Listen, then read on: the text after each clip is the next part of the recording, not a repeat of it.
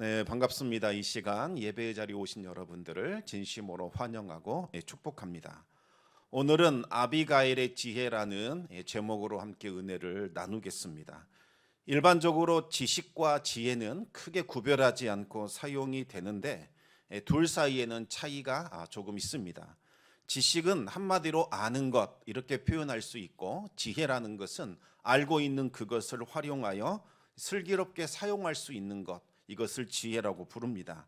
쉽게 말하면 지식은 머리에 저장해 놓은 어떤 정보나 이 자료를 말하는 것이고, 지혜는 그것을 적절하게 활용할 수 있는 능력이라고 말할 수 있겠습니다.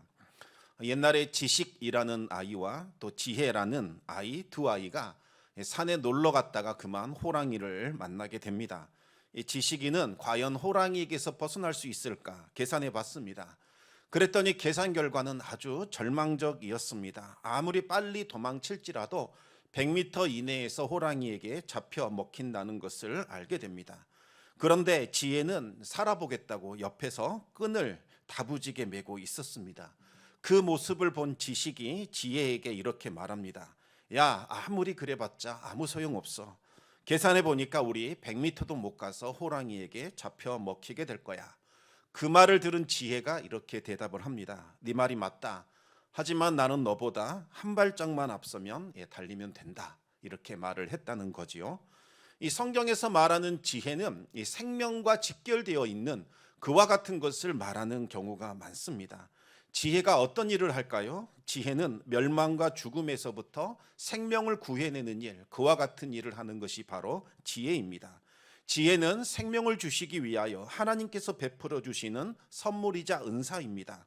지혜를 가진 사람은 그래서 생명을 얻게 될 뿐만 아니라 복을 누리게 됩니다.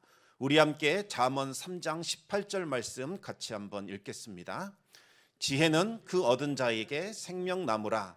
지혜를 가진 자는 복되도다. 우리 계속해서 잠언 9장 11절 말씀 같이 읽겠습니다.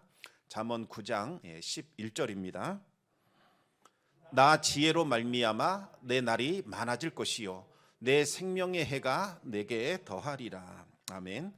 지혜를 만나느냐 그렇지 않느냐에 따라 인생이 성공할 수도 있고 실패할 수도 있습니다. 잠언 14장 1절 말씀 우리 또 같이 한번 읽겠습니다. 지혜로운 여인은 자기 집을 세우되 미련한 여인은 자기 손으로 그것을 허느니라. 아멘. 지혜로운 한 사람이 집에 들어오면 집이 다시 일으켜 세워지는 일들이 일어나게 됩니다. 하지만 어리석은 사람이 한 사람 들어오게 되면 그동안 쌓아놓은 모든 것이 다 무너질 뿐만 아니라 완전히 이 모든 것들이 허물어지고 허사가 됩니다. 심지어 공동체가 분열이 되고 무너지는 일들도 나타나게 됩니다. 아비가일은 자신이 가진 지혜로 그녀에게 속한 모든 사람들이 죽음에서 구원받을 수 있었고, 다윗과 그를 따르는 무리들은 무고한 피를 흘리는 죄악에서 벗어날 수 있게 되었습니다. 오늘 말씀을 통해서 하나님이 기뻐하시는 지혜의 모습이 무엇인지 한번 살펴보도록 하겠습니다.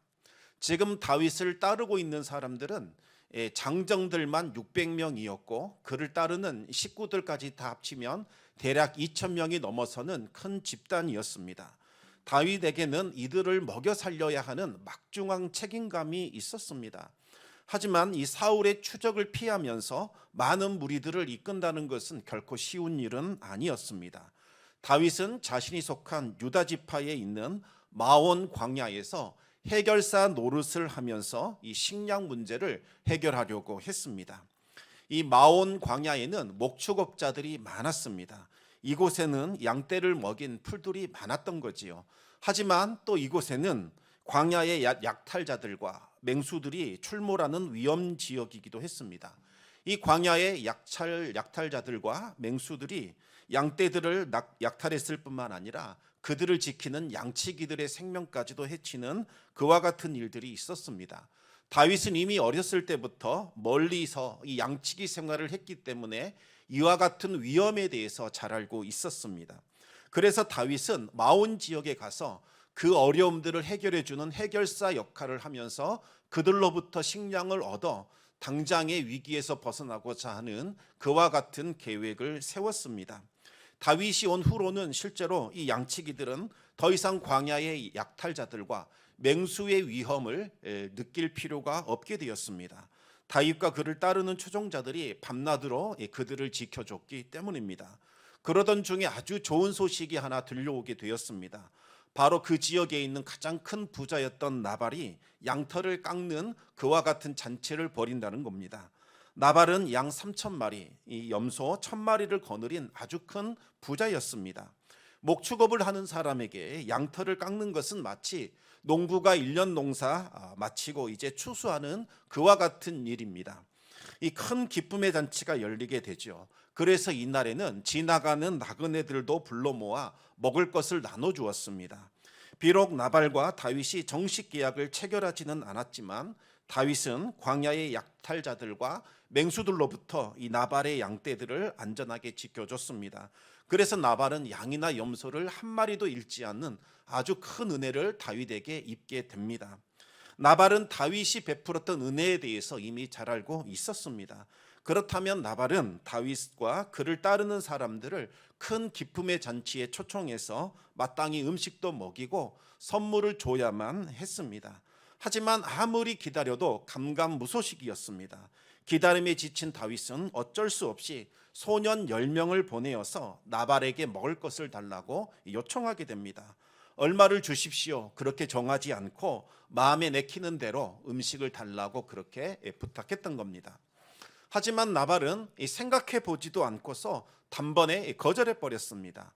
다윗의 그 공손한 요청에 대해서 모욕적인 언사를 퍼부었습니다. 다윗이 대체 누구냐? 이새의 아들이 누구란 말이냐? 과연 나발이 다윗을 몰랐을까요? 그렇지 않습니다.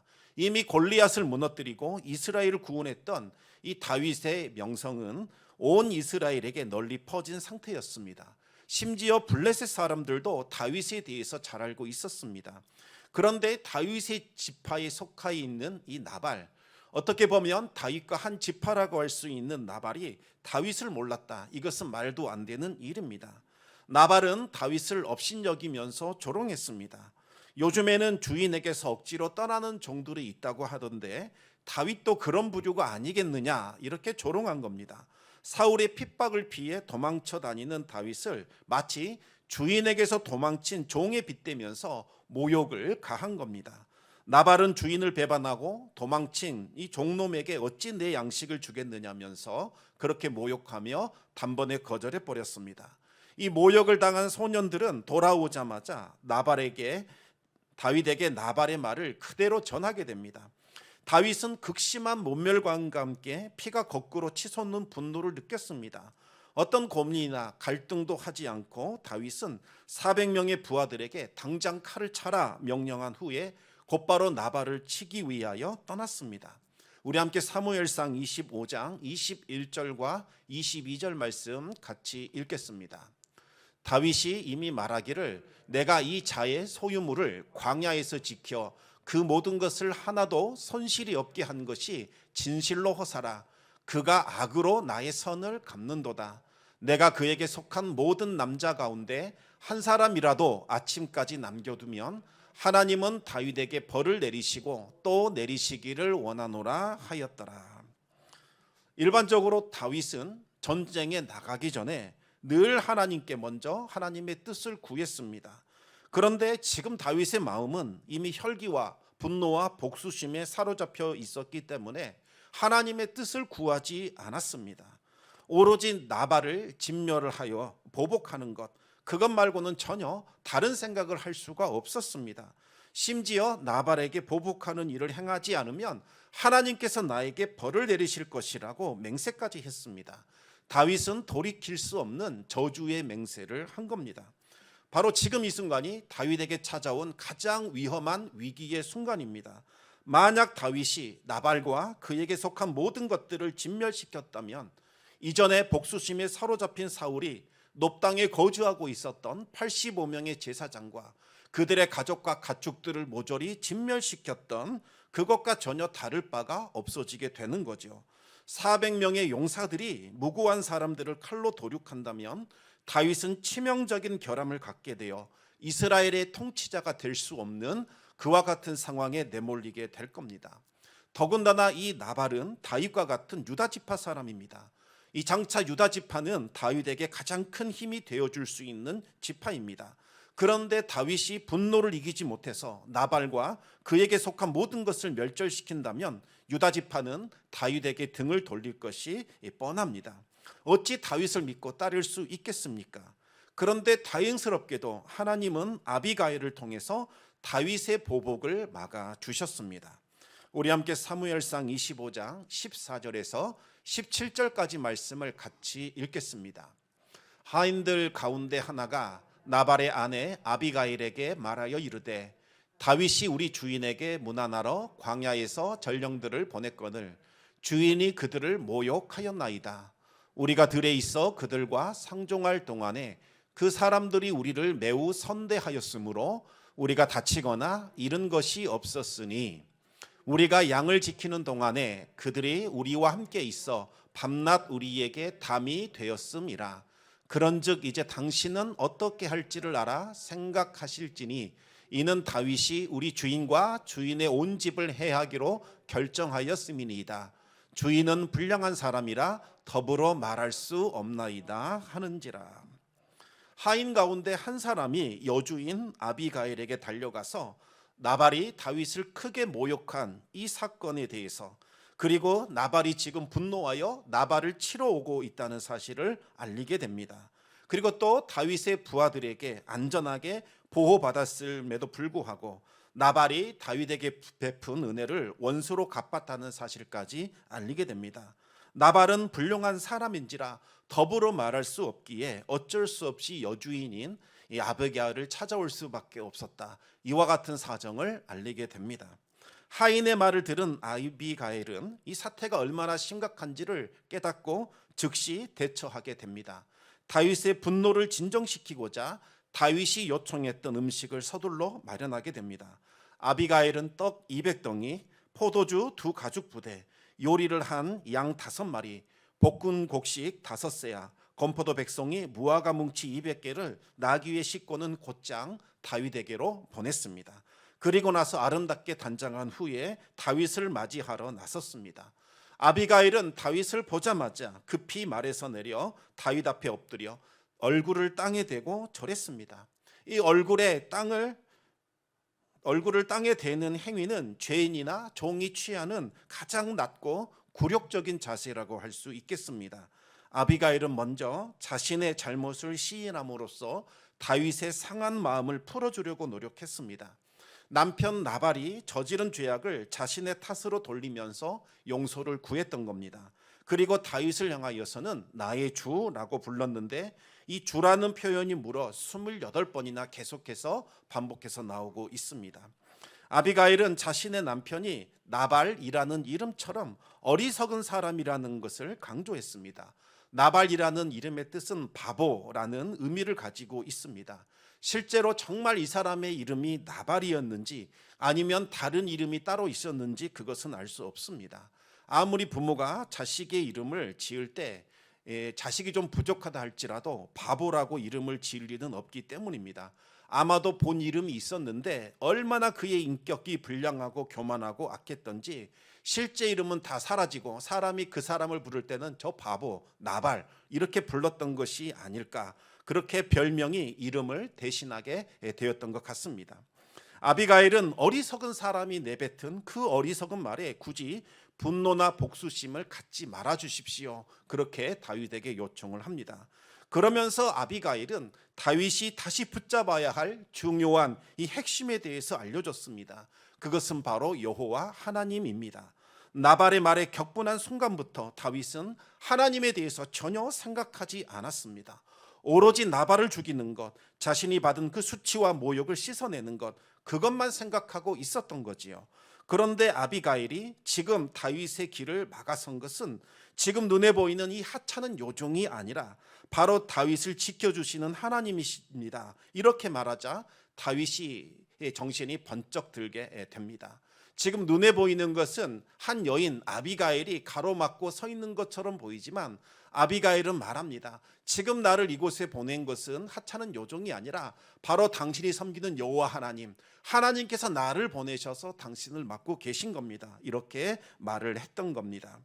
그 순간 이 하나님의 이름이 언급된 바로 그 순간부터 다윗은 이 모든 일들을 다시 한번 하나님의 관점에서 생각해 보기 시작을 했습니다. 아비가일은 다윗이 하나님께 어떤 사람인지를 다시 일깨워 줍니다. 다윗은 지금 하나님의 싸움을 싸우는 자입니다. 다윗의 원수는 하나님의 원수입니다. 하나님은 다윗을 위해 든든한 집을 세워줄 겁니다. 다윗은 여태껏 하나님의 싸움을 감당해 왔고 앞으로도 오직 여호와 하나님을 위한 싸움만 해야 하는 사람이라는 것을 깨닫게 했습니다. 다윗은 하나님의 뜻을 따라 이스라엘의 지도자가 될 것인데 지금 한순간에 감정을 이기지 못해서 사적인 보복으로 흠을 내면 되겠느냐면서 다윗이 더 이상 무고한 피를 흘리는 것, 그것을 만류하게 됩니다. 그러면서 아비가일은 아주 흥미로운 표현을 하게 되지요. 우리 사무엘상 25장 29절 말씀 우리 같이 한번 읽겠습니다.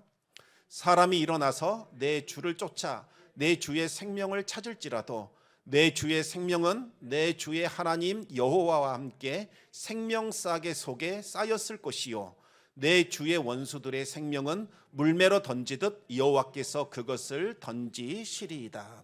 아멘. 다윗은 아비가일로부터 아주 익숙한 두 개의 단어를 듣게 됩니다.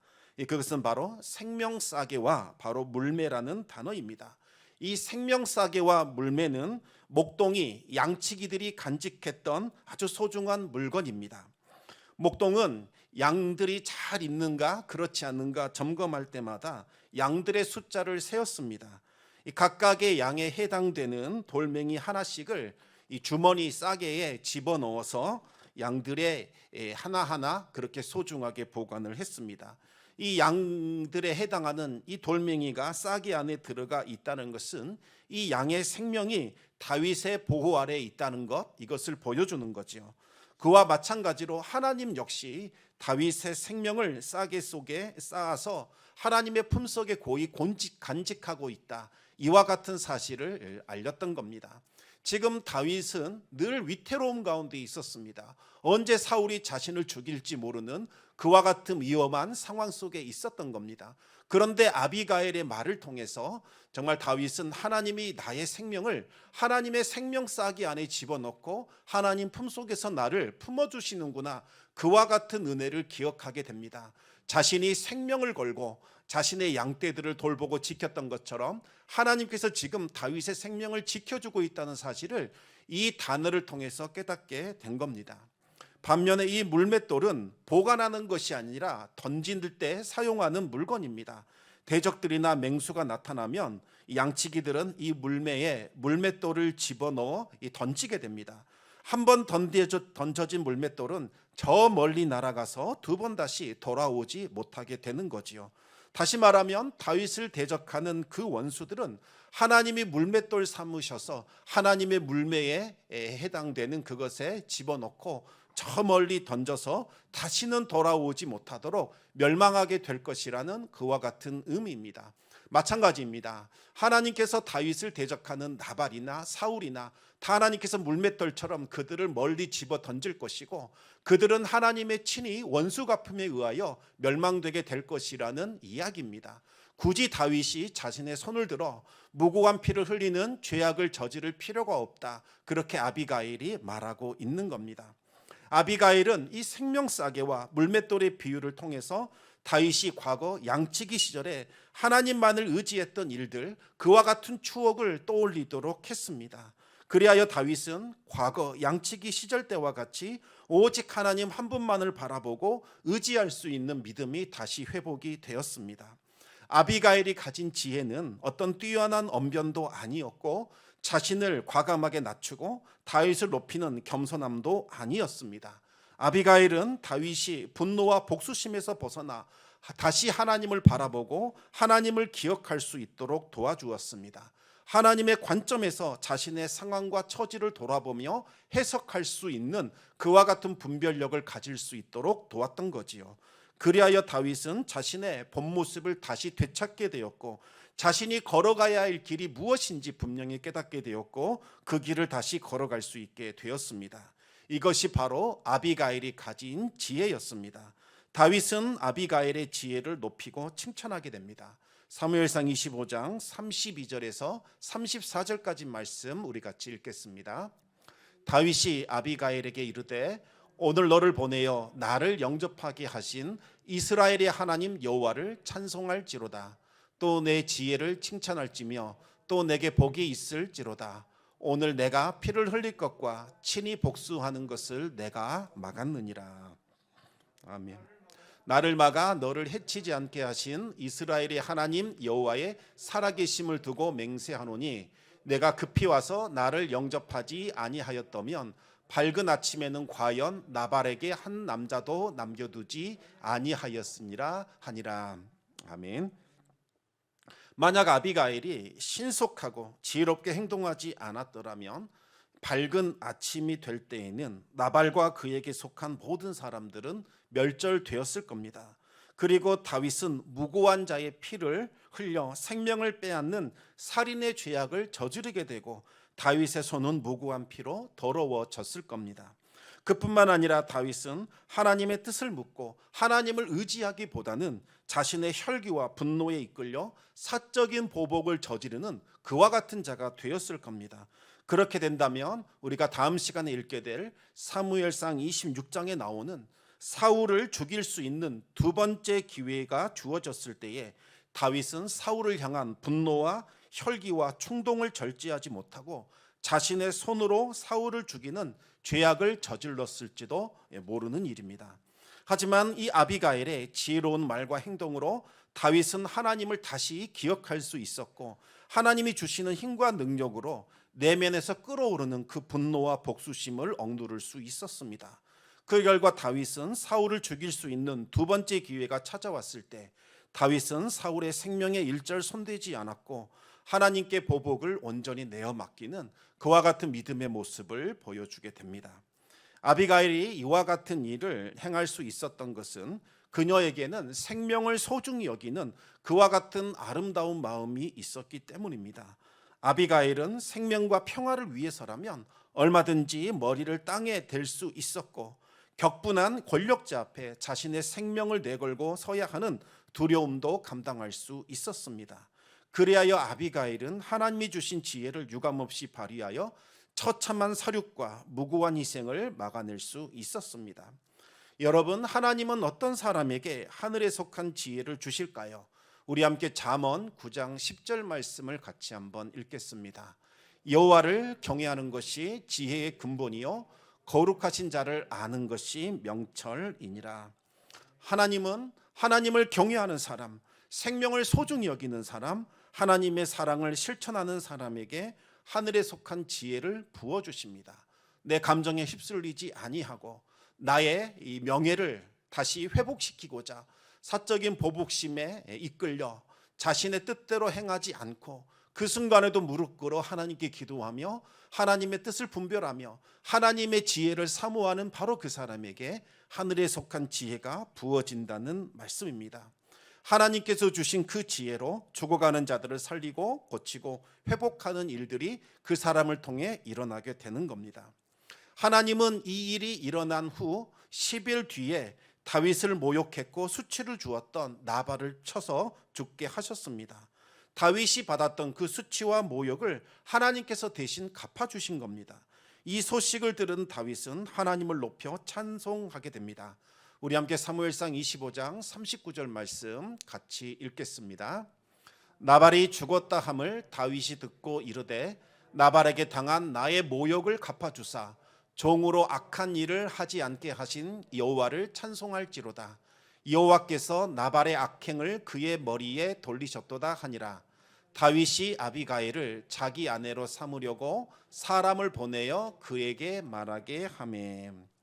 다윗은 곧장 사람을 보내어 아비가일을 아내로 맞이했습니다. 왜 다윗은 아비가일을 자신의 아내로 맞이하려고 했던 걸까요?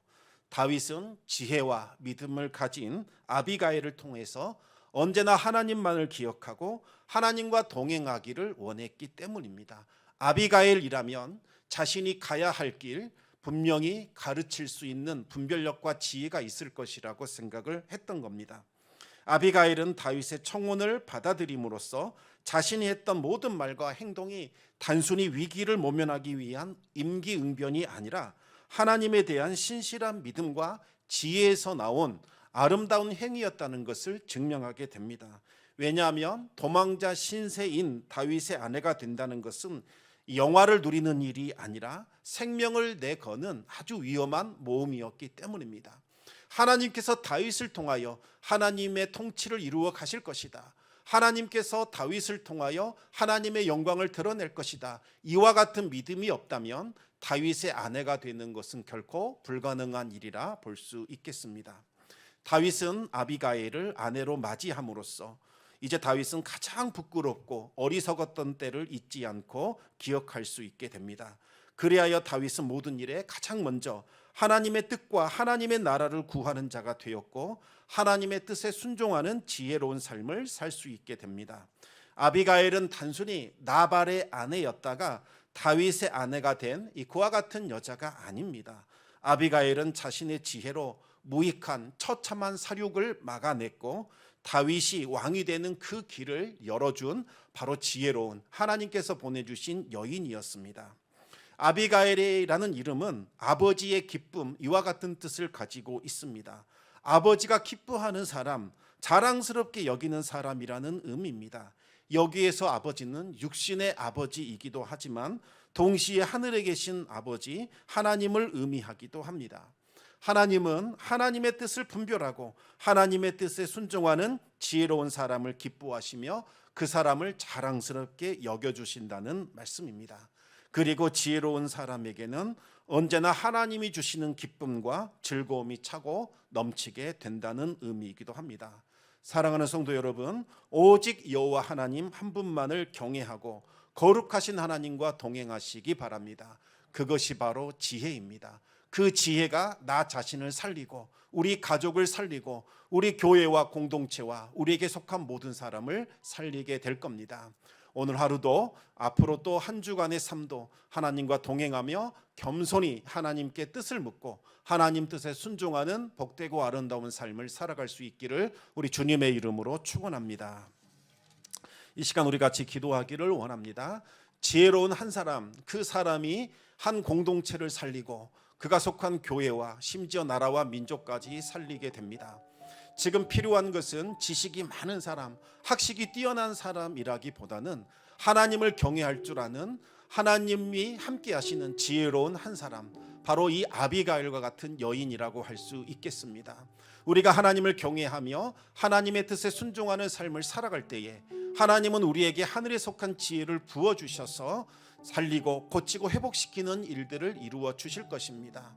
하나님, 우리가 겸손하게 하나님께 순종하게 하여 주시고 우리의 분노와 혈기와 복수심과 사적인 이익과 탐욕에 휘둘리지 않게 하여 주시고 오직 하나님 한 분께만 순종함으로 하나님의 지혜를 받아 정말 살리고 고치고 회복하시는 하나님의 일에 참여할 수 있도록 우리를 이끌어 주시옵소서. 우리 같이 기도함으로 하나님께 나아가겠습니다.